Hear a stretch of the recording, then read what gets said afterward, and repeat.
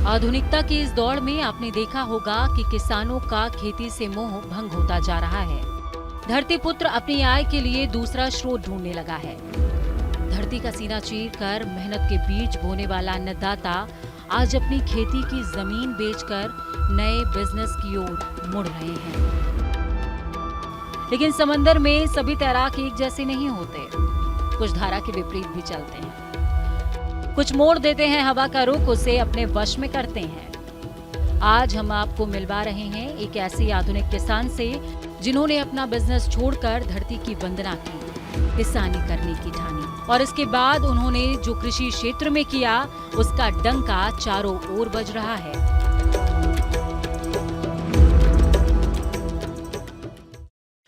नहीं हुआ है अभी सवेरा, फिर भी पूरब की लाली पहचान, चिड़ियों के उठने से पहले खाट छोड़ उठ गया किसान। नमस्कार, स्वागत है आपका हमारे इस खास कार्यक्रम किसान की आवाज़ में, जो कि समर्पित है मेरे देश के किसानों को। जी हाँ, किसान की आवाज़ में हम अक्सर आपको ऐसे किसानों से मिलवाते हैं जो किसी न किसी तरीके से नवाचार करते हुए अन्य किसानों के लिए प्रेरणा के स्रोत बने हैं। कुछ ऐसे किसानों से मिलवाते हैं जिन्होंने अपने खेतों को प्रयोगशालाएं बना लिया, जिन्होंने अपने खेतों को रिसर्च सेंटर बना लिया और किसानों को सिखाया कि किस तरह से उन्हीं खेतों से वो अपनी इनकम को दुगना तिगुना चौगुना कर सकते हैं। जी हाँ, इसी प्रकार के किसान के फार्म पर आज हम लेकर आए हैं सुरेंद्र सिंह अवाना है, जो कि रुद्र शिवम डेयरी फार्म के नाम से जिन्होंने अपना काम शुरू किया। और इस जमीन पे, जो कि किसी समय पे बंजर जमीन हुआ करती थी, आज आप देखेंगे कि यहाँ पर इंटीग्रेटेड फार्मिंग सिस्टम यानी समेकित खेती का एक बहुत बढ़िया मॉडल इन्होंने प्रस्तुत किया। हम आपको धीरे धीरे दिखाएंगे किस प्रकार से एक छोटी सी जमीन से, एक छोटे से तरीके से और अपने जुनून के पीछे उन्होंने अपने अच्छे बिजनेस को छोड़कर खेती को अपनाया और अन्य किसानों के लिए एक ऐसा मॉडल विकसित किया जिससे कि वो अपनी आय को जितनी चाहे बढ़ा सकते हैं, दोगुनी तिगुनी नहीं। अगर आप इस फार्म में हमारे साथ घूमेंगे तो आप देखेंगे कि आय बढ़ाना कृषि में उतना ही सिंपल है जितना कि किसी अन्य उद्योग में। बस आवश्यकता है तो एक कदम आगे बढ़ाने की, आवश्यकता है तो थोड़े से जुनून की, थोड़े से जोश की और थोड़े से जज्बे की।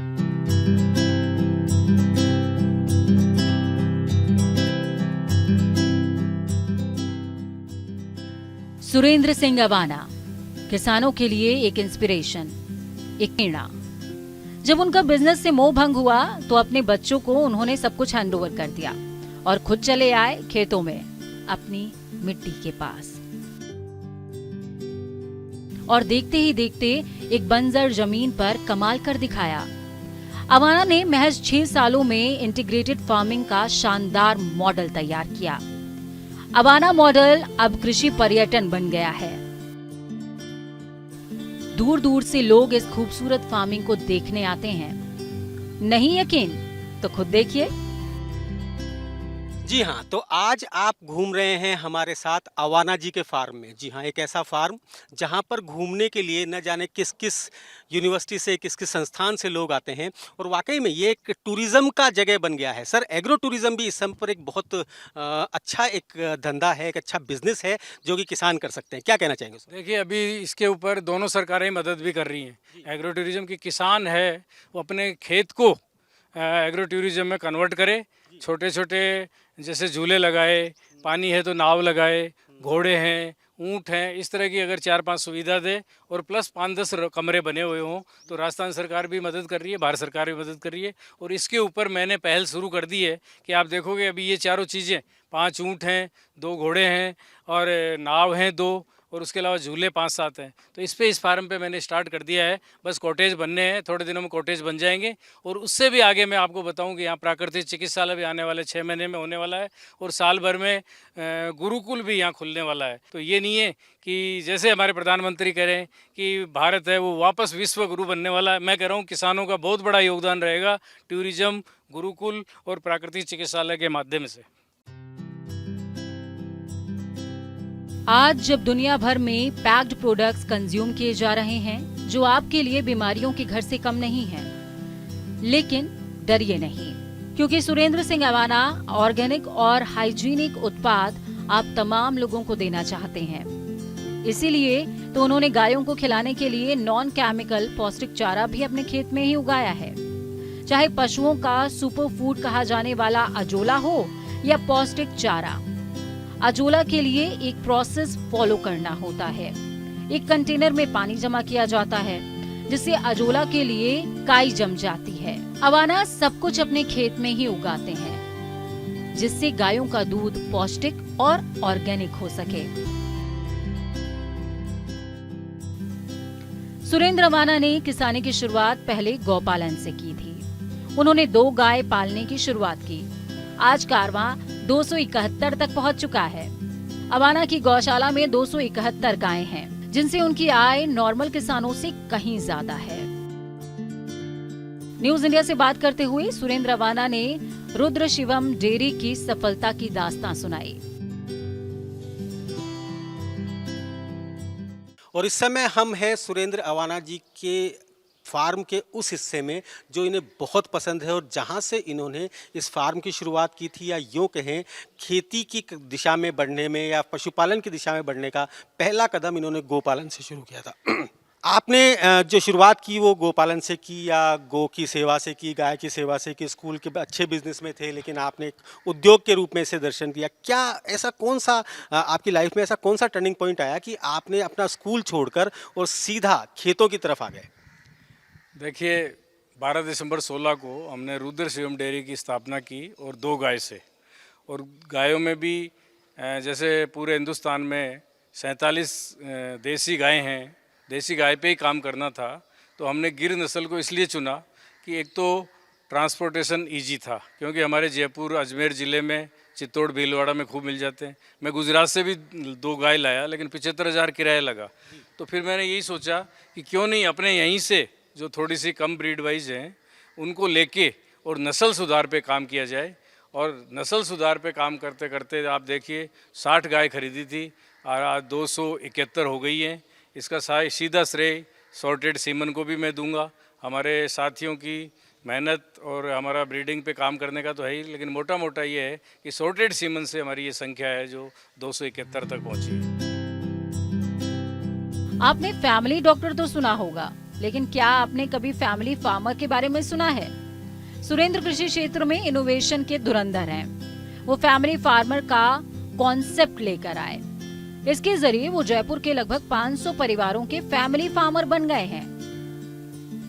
सुरेंद्र इन परिवारों को शुद्ध गाय का दूध, घी, ऑर्गेनिक फल, सब्जियां और अनाज पहुंचाते हैं। ये भी आय का अनोखा स्रोत बनकर उभरा है। उन्होंने बताया कि बहुत जल्द ये खेत में ही निर्मित तेल, आटा, दलिया और खेतों में उगे मसालों को पीसकर अपने ग्राहकों को देने वाले हैं। बिजनेस का बता रहे हो, मैं जयपुर में 400 परिवारों का फैमिली फार्मर हूँ, जिसके यहाँ मेरा दूध जाता है। और दूध के साथ साथ उसी ट्रांसपोर्टेशन में किसी को जैसे 2 मूली चाहिए, नींबू चाहिए या बेर चाहिए और उसके अलावा सब्जी चाहिए, तो उसी ट्रांसपोर्टेशन में उनकी वो भी चली जाती है। और आने वाले टाइम में हम नमक से मिठाई तक बनाएंगे। तो जो 400 परिवारों का फैमिली फार्मर हूँ, तो उनको हमारा सारा प्रोडक्ट ऑर्गेनिक और हाइजीनिक जाएगा, तो उससे हमारी इनकम और किसानों से 2 गुना से ज़्यादा 4 गुना तक होगी। इतनी गायों का पालन और खेती दोनों के लिए ही सबसे बड़ी जरूरत है पानी, और राजस्थान में इसी चीज की सबसे ज्यादा कमी है। लेकिन अवाना कहाँ हार मानने वाले थे। उन्होंने इसका भी रास्ता ढूंढ निकाला।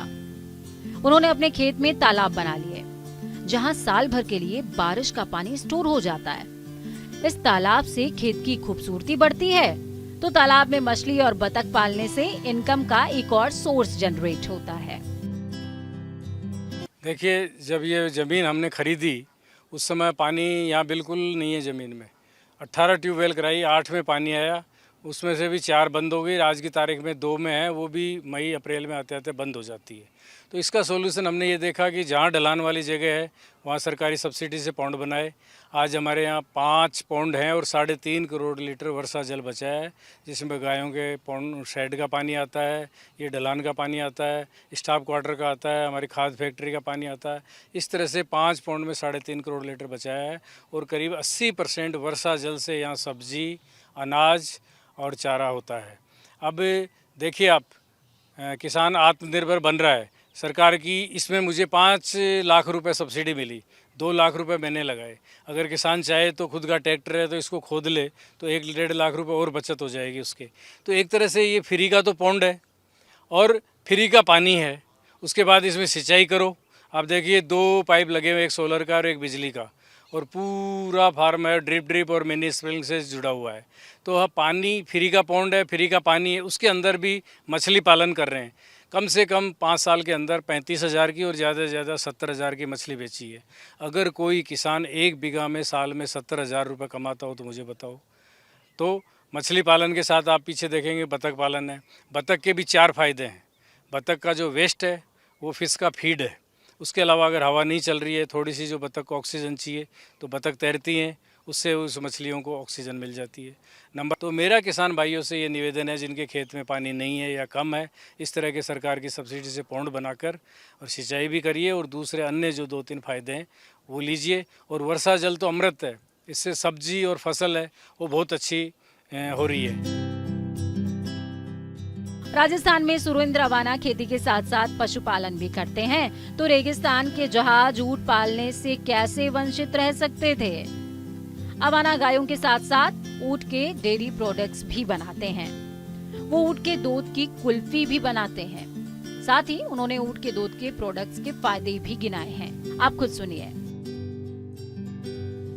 वर्ल्ड कैमल डे था तो बीकानेर के अंदर, उस दिन मैंने 3 दिन वहाँ रुक के ऊँटनी के दूध की कुल्फ़ी, आइसक्रीम, चॉकलेट वगैरह बनाना सीखा, और वहीं मैंने उनसे MOU साइन किया NRCC में। और आप देखिए कि उसके बाद यहाँ लगातार बन रही है।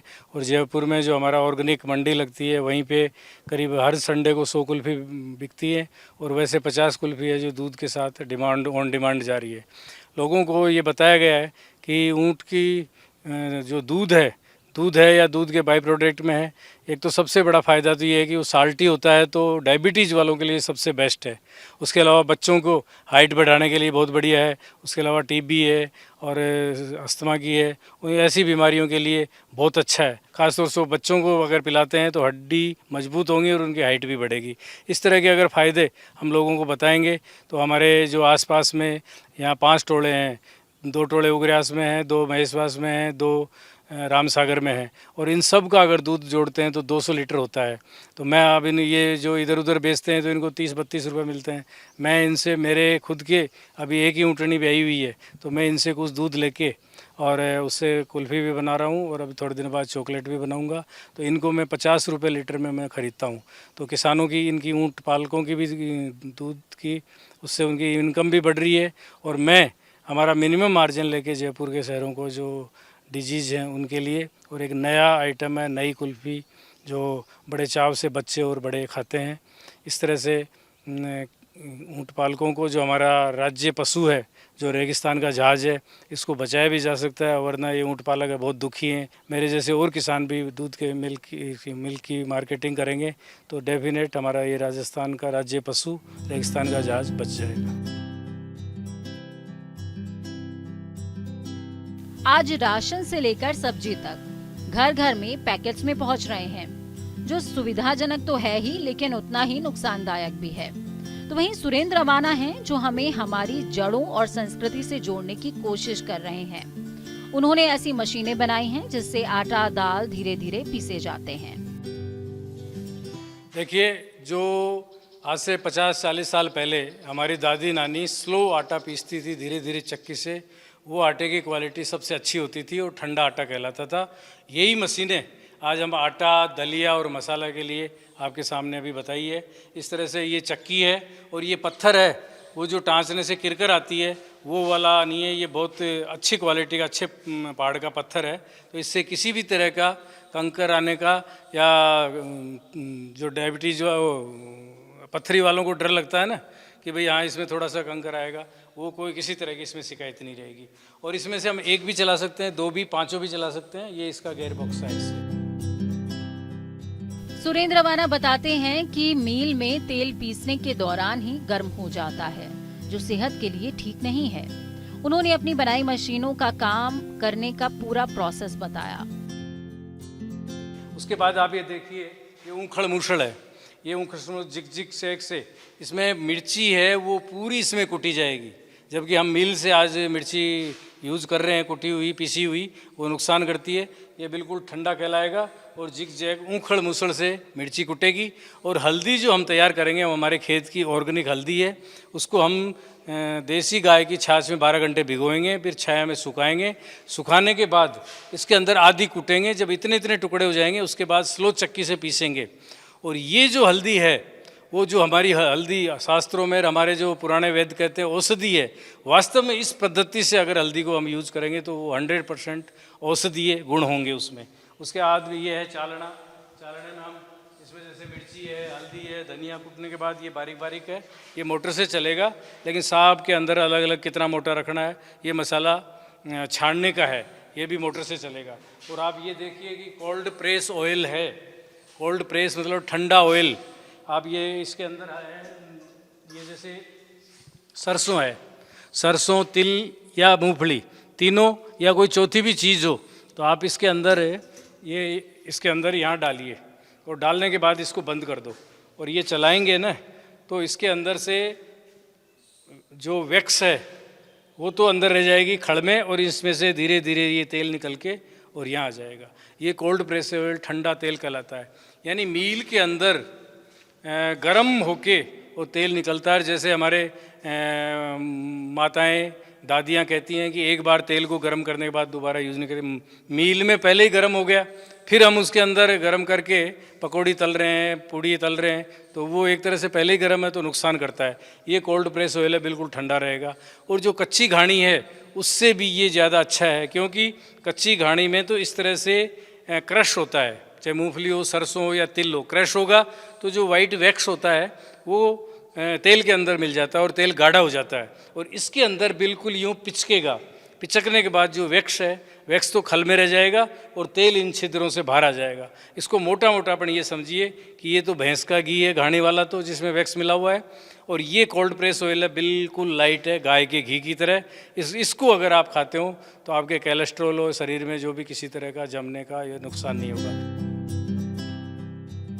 आज जब इंडस्ट्रीज ने पर्यावरण को दूषित करके रख दिया है, कृषि क्षेत्र में भी पराली से काफी प्रदूषण होता है, तब सुरेंद्र सिंह अवाना कृषि कार्य के साथ साथ पर्यावरण संरक्षण का भी काम कर रहे हैं। वो बताते हैं कि वो स्कूल के दिनों से ही पेड़ लगा रहे हैं।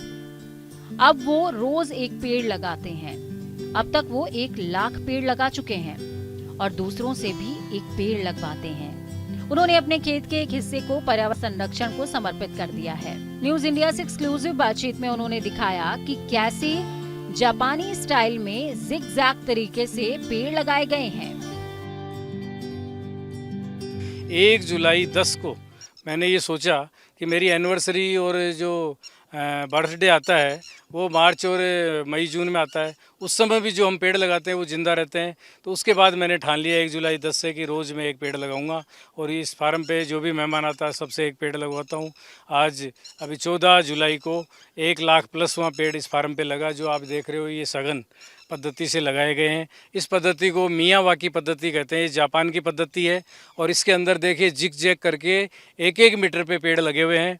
और ये पेड़ फलदार हैं, छायादार हैं, चारा है और औषधीय हैं। किसान भाइयों से मेरा ये निवेदन है कि अभी बरसात का मौसम है, फ्री का 3 महीने पानी है, आप मेड़ के ऊपर पेड़ लगा दीजिए, चाहे वो छायादार हो, चाहे औषधीय हो, फलदार हो या चारे वाला हो। और चारे में तो आपको ये फ़ायदा है कि 12 महीने आपके पशुओं को हरा चारा मिलेगा, ये भी फ़ायदा है, और औषधीय चारा भी मिलेगा।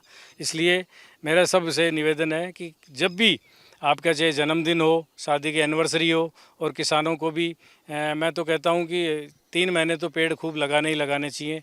और आदमी को जीवन में 21 पेड़ ज़रूर लगाने चाहिए, क्योंकि 10 पेड़ तो हम हायर एजुकेशन लेते हैं, जब तक जितना कागज़ यूज़ करते हैं उससे पेड़ कटते हैं। और 9 पेड़ हम बड़े हो गए, हमारी शादी का फर्नीचर है, हमारा घर का फर्नीचर है, और दूसरा किसी भी तरह की लकड़ी यूज़ करते हैं, इससे 9 पेड़ कटते हैं।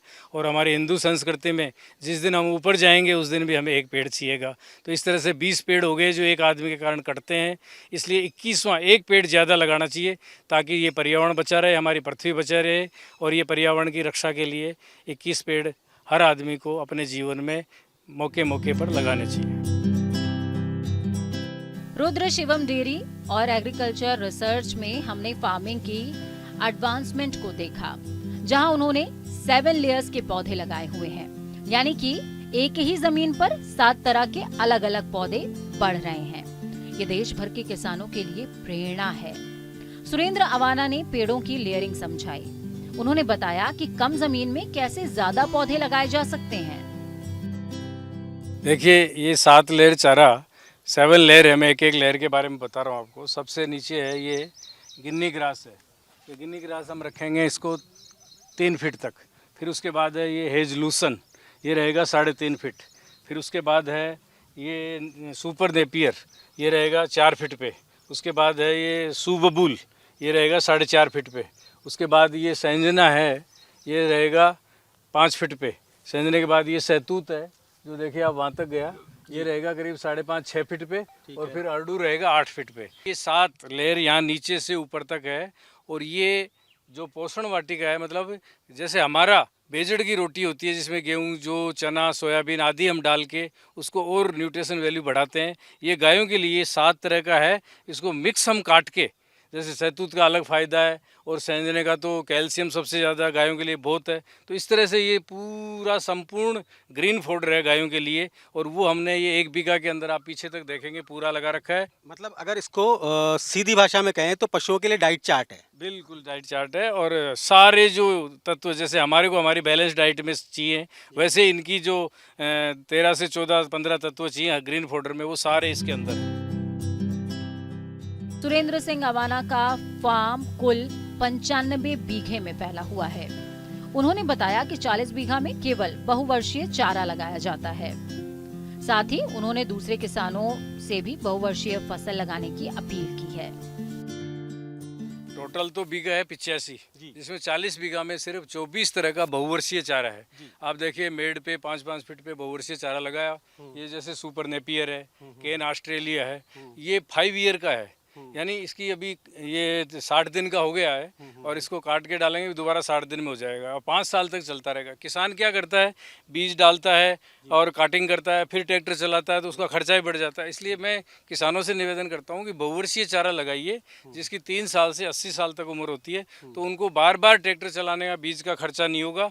तो ये नेपियर की ये जड़ भी लगती है और इसकी डंठल जो गन्ने की तरह तना है वो लगता है। और मैं किसानों को निःशुल्क दे रहा हूँ अभी। और आप देखिए हरियाणा, पंजाब तक के किसान यहाँ ले गए हैं। सुरेंद्र अवाना किसानी के साथ हमारे देश की विरासत, संस्कृति और धरोहर संजोए हुए हैं। उन्हें कई नेशनल अवार्ड से सम्मानित किया जा चुका है। उन्हें Indian council of agriculture research की ओर से और जगजीवन राम अभिनव किसान पुरस्कार जैसे कई सम्मान मिले हैं। अवाना के उल्लेखनीय काम के लिए राजस्थान के मुख्यमंत्री अशोक गहलोत ने भी उन्हें सम्मानित किया था। उन्हें एग्री एक्सपो 2023 में गेस्ट ऑफ ऑनर के तौर पर बुलाया गया। तो वहीं समग्र ने नेशनल आइकॉन का अवार्ड दिया है। हिंदुस्तान में किसी माँ बाप, दादा दादी से पूछ लो कि बच्चों को किसान बनाओगे, कोई किसान बनाने को तैयार नहीं है। और मैं कह रहा हूँ कि मुझे 9 नेशनल अवार्ड मिले हैं और इतना सेटअप किया है, तो मेरा पोता तो इंटरनेशनल फेम होगा और इस काम को आगे बढ़ाएगा। और इसका मैं कह रहा हूँ एंड ही नहीं है। एग्रीकल्चर, पशुपालन का कोई एंड नहीं, प्रॉब्लम नहीं है। कोरोना के बाद तो लोग हमें ढूंढ रहे हैं। उनको ये विश्वास होना चाहिए कि इनका उत्पाद ऑर्गेनिक है, हाइजीनिक है, अच्छा है। तो वो यहाँ खेतों पे आज भी मेरे यहाँ जैसे कैमल मिल्क की कुल्फ़ी बना रहा हूँ, लोग यहाँ आ जाते हैं। और 2 महीने बाद नमक से मिठाई तक अभी दिखाऊंगा आपको, सारा उत्पाद होगा। तो मैं कह रहा हूँ लोग थैला लेके जयपुर से 60 किलोमीटर यहाँ चल के आएंगे। तो इसलिए किसानों को डरने की ज़रूरत नहीं है मार्केटिंग की, बस थोड़ा सा उद्योग का दर्जा दे के पैसेंस रखें। जी हाँ, IFS सिस्टम की बात कर रहे हैं, इंटीग्रेटेड फार्मिंग सिस्टम, जिसमें कि समेकित कृषि प्रणाली है, जिसमें कि आप एक ही खेत में अलग अलग तरह की चीज़ें कर सकते हैं। डेयरी फार्मिंग कर सकते हैं, बतख पालन कर सकते हैं। और उसका सबसे बेहतरीन उदाहरण अगर राजस्थान में कोई देखा जाए तो ये फार्म हाउस है, जहाँ पर इस समय हम खड़े हैं, जहाँ पर ऑर्गेनिक सब्जियाँ भी हैं, ऑर्गेनिक फल भी हैं, बतख पालन भी है, मछली पालन भी है, गौ पालन भी है, उनके लिए चारे की व्यवस्था भी है। तो अनाज भी यहाँ पर बहुत अच्छे से हो रहा है। हर चीज़ यहाँ पर आप कर सकते हैं। खुद गायों से यहाँ पे उनकी देशी खाद बनती है। यहाँ पर इस फार्म में आपको तितलियाँ मिलेंगी, इस फार्म में आपको रात को जुगनू टिमटिमाते हुए मिलेंगे, इस फार्म में आपको असली केंचुए मिलेंगे, क्योंकि यहाँ सब कुछ ऑर्गेनिक है। जी हाँ, तो ये था किसान की आवाज़ का हमारा आज का खास कार्यक्रम, जिसमें आपने देखा हम एक ऐसे फार्म पर गए, एक ऐसे खेत में गए, जहाँ पर हम प्रकृति से जुड़ जाते हैं, सीधे वातावरण से जुड़ जाते हैं, सीधे पर्यावरण से जुड़ जाते हैं। जी हाँ, यहाँ पर आयुर्वेद के ऊपर काम हो रहा है, यहाँ रासायनिक खेती पे काम हो रहा है, यहाँ पर्यावरण पे काम हो रहा है, यहाँ पेड़ बचाने पे काम हो रहा है, यहाँ पशुओं की उचित देखभाल पे काम हो रहा है। और सबसे खास बात, यहाँ पर आप अपने बच्चों को लाकर दिखा सकते हैं कि खेती क्या होती है, किसान क्या होते हैं, किस प्रकार से फल और सब्जी बाजारों में जो दिखते हैं वो खेतों में कैसे उगते हैं, उनके पीछे किसान की कितनी मेहनत होती है। ऐसा करने के लिए जब आप यहाँ आएंगे तो आप एग्रो टूरिज्म का हिस्सा बनेंगे। जी हाँ, एग्रो टूरिज्म यानी कि कृषि पर्यटन। कोविड के बाद में कृषि पर्यटन की मांग बढ़ी है, क्योंकि लोग होटलों की बजाय अब खेतों में रहने लगे हैं, लोग प्रकृति से बात करने लगे हैं। लोगों को 5 स्टार 7 स्टार होटल्स नहीं चाहिए, उन्हें अब असली सितारे देखने की जरूरत है, जो कि आपको गांव में या इस तरह के फार्म में ही मिल सकते हैं। अगले सप्ताह हम फिर हाजिर होंगे, आज ही के दिन, आज ही के समय, किसी नए किसान के साथ, किसी नए नवाचार के साथ। तब तक देखते रहिए न्यूज़ इंडिया।